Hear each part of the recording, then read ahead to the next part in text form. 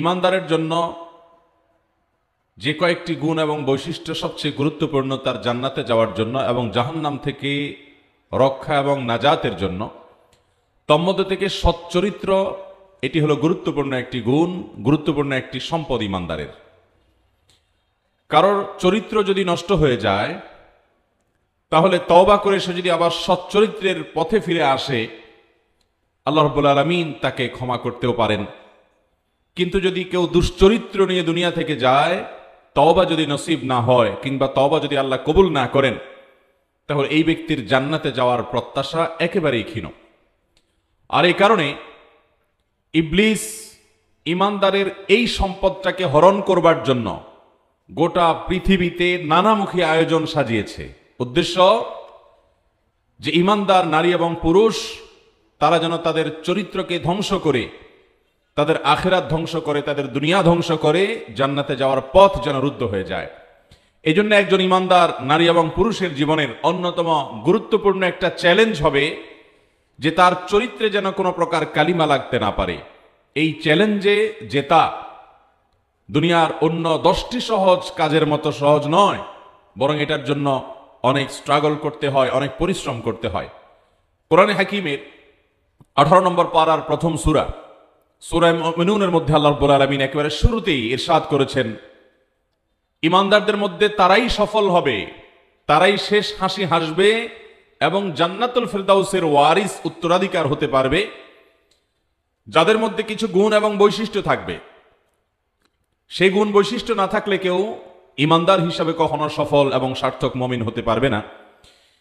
সেই গুণগুলোর মধ্যে থেকে অন্যতম একটা গুণ হলো ওয়াল্লাযীনা হুম লিফুরুজিহিম হাফিজুন, যারা তাদের চরিত্রকে, যাদের সম্ভ্রমকে, যাদের ইজ্জতকে হেফাজত করবে, তাদের চরিত্রে কোনো কালিমা লাগতে দিবে না, যৌনতা সংশ্লিষ্ট কোনো অপরাধ, কোনো পাপাচারে কখনো জড়াবে না, জেনা, ব্যভিচার, সমকাম এবং এ জাতীয় অপরাধ থেকে যারা নিজেকে বাঁচিয়ে রাখবে, তার যৌন চাহিদা পূরণের আল্লাহ রাব্বুল আলামিন স্বীকৃত পন্থা বিবাহের মাধ্যমে সে সেই চেষ্টা করবে।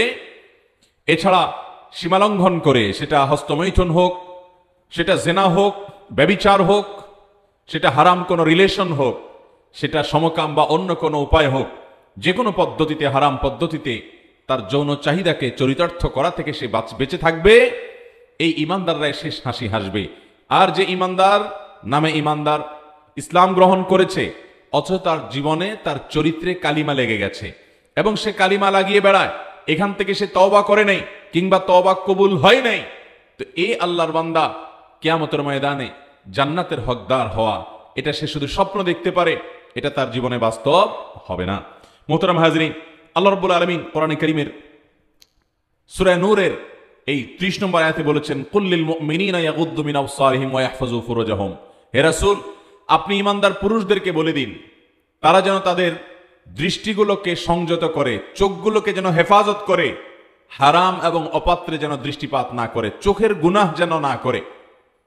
আজকাল ফেসবুকে, ইউটিউবে, সোশ্যাল মিডিয়াতে, অনলাইনে, অফলাইনে, পেপারে, পত্রিকাতে, স্কুলে, কলেজে, রাস্তাঘাটে, বিভিন্ন জায়গায় প্রতিদিন অসংখ্যবার শয়তান আমাদের দিয়ে চোখের গুনাহ করাচ্ছে, চোখের জেনা করাচ্ছে। আমরা মনে করি চোখ দিয়ে একটু দেখলামই তো। চোখ দিয়ে কোনো পরনারীকে যদি কোনো পুরুষ দেখে, শুধুমাত্র এই পরনারীর প্রতি দৃষ্টিপাত সে করলো, হারাম স্বাদ সে আস্বাদন করলো, এর কারণে তার আমল নামায় জেনার গুনাহ লেখা হয়। নবী সাল্লাল্লাহু আলাইহি সাল্লাম বলেছেন, জেনাল আইনি আর নজর, চোখের জেনা হলো চোখ দিয়ে দেখা। যেই অপরাধ, যে গুনাহ আমাদের দ্বারা সকাল সন্ধ্যা রাত বিরাত সারাদিন আমাদের দ্বারা অগণিত বার হয়ে যাচ্ছে। তো আল্লাহ রাব্বুল আলামিন বলেছেন, হে রাসূল, আপনি ইমানদার পুরুষদেরকে বলে দেন তারা যেন তাদের চোখগুলোকে হেফাজত করে, অপাত্রে দৃষ্টিপাত যেন না করে, হারাম জিনিস যেন মোবাইলে, অফলাইনে, অনলাইনে কোনোভাবে যেন না দেখে, ওয়া ইয়াহফাজু ফুরুজাহুম, এবং তারা যেন তাদের লজ্জাস্থানকে হেফাজত করে, তারা যেন তাদের ইজ্জত এবং সম্ভ্রমকে হেফাজত করে, তারা যেন জেনা ব্যভিচারে জড়িয়ে না পড়ে। এই জন্য আপনি তাদেরকে নির্দেশ করুন, যালিকা আযকা লাহুম, এই পন্থা এবং এই পদ্ধতি, এইভাবে যদি সে তার জীবনকে পার করতে পারে, যে চোখের কোনো জেনা সে করে না এবং তার ইজ্জত এবং সম্ভ্রমকে সে হেফাজত করে, জেনা ব্যভিচার থেকে নিজেকে বাঁচিয়ে রাখে, হারাম রিলেশন থেকে, অবৈধ সম্পর্ক থেকে, তথাকথিত বিবাহ বহির্ভূত প্রেম থেকে নিজেকে যদি বাঁচিয়ে রাখতে পারে, তাহলে এটা হবে তার জন্য সর্বাধিক পবিত্র জীবন, পরিচ্ছন্ন জীবন। তার যৌবনে কোনো কালিমা লাগলো না। আর মনে রাখবে, এই জাতীয় অপরাধগুলো মানুষ অনেক সময় চুপচাপে করে, মানুষকে জানতে দেয় না। আল্লাহ রাব্বুল আলামিন সেজন্য বলেছেন, ইন্নাল্লাহা খাবীরুম বিমা ইয়াসনাউন। জেনে রাখা উচিত আল্লাহ রাব্বুল আলামিন তারা কি করে না করে সব বিষয় সম্পর্কে সম্যক অবগত আছেন। তিনি সব জানেন বান্দা কি করে না করে। অতএব আল্লাহর ভয়ে যেন চোখের জেনা এবং নিজের ইজ্জত, নিজের সম্ভ্রম, নিজের যৌন আকাঙ্ক্ষাকে অজাগায় চরিতার্থ করা থেকে যেন তারা বেঁচে থাকে, এই নির্দেশ আল্লাহ তাআলা এখানে দিয়েছেন। কোরআনে হাকিম অন্য আয়াতে আল্লাহ রাব্বুল আলামিন বলেছেন, ওয়াল হাফিযিনা ফুরুজাহুম ওয়াল হাফিজাত। যে সকল পুরুষ এবং নারীরা তাদের ইজ্জতকে হেফাজত করবে, তাদের যৌন চাহিদাকে যেখানে সেখানে চরিতার্থ করবে না, এবং ওই সকল নারী পুরুষ যারা আল্লাহ তাআলার জিকির অনেক বেশি করবে, তাদের জন্য দুটি পুরস্কার আছে। কয়টি পুরস্কার? নাম্বার 1, আ'আদাল্লাহু লাহুম মাগফিরাতান। আল্লাহ তাআলা তাদের জন্য মাগফিরাত এবং ক্ষমাকে প্রস্তুত করে রেখেছেন। তাদের অন্য ছোটখাটো যে সমস্ত ভুল ভাল আছে, ত্রুটি আছে, বিচ্যুতি আছে, আল্লাহ তাআলা সেগুলো মাফ করে দিবেন। এবং ওয়া আজরান আযীমা, এবং মহা পুরস্কার আল্লাহ তাআলা তাদেরকে দান করবেন জান্নাত দেওয়ার মাধ্যমে। মোহতারাম হাজরিন, ঠিক একইভাবে কোরআনে হাকিমের বহু জায়গায় আল্লাহ রাব্বুল আলামিন নারী পুরুষের চরিত্রকে হেফাজত করবার জন্য গুরুত্ব আরোপ করেছেন।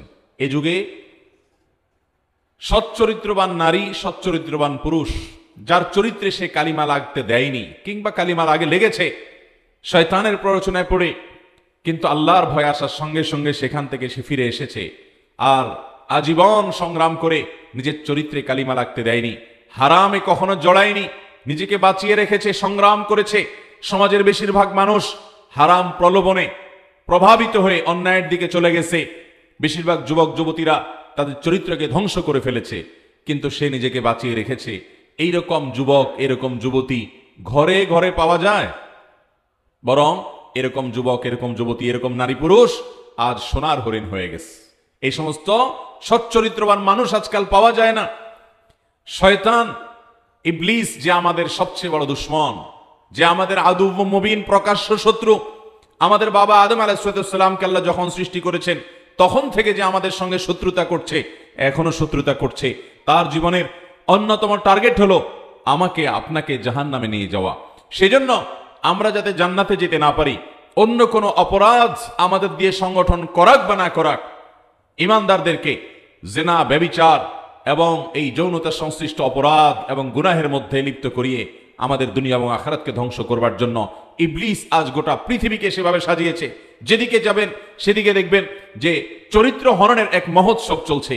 কিভাবে আমাদের চরিত্রগুলো ধ্বংস করা হবে, কিভাবে তরুণ প্রজন্মকে শেষ করা হবে, সেখানে বিনোদনের নামে, কার্টুনের নামে, বিজ্ঞাপনের নামে, নিউজের নামে, নানা নামে দেখবেন শুধুমাত্র নারীকে অশ্লীলভাবে উপস্থাপন করা হচ্ছে। উদ্দেশ্য পুরুষদের চরিত্রগুলোকে টার্গেট করে সেগুলোকে ধ্বংসের দ্বার প্রান্তে নিয়ে যাওয়া, হারামের দিকে নিয়ে যাওয়া।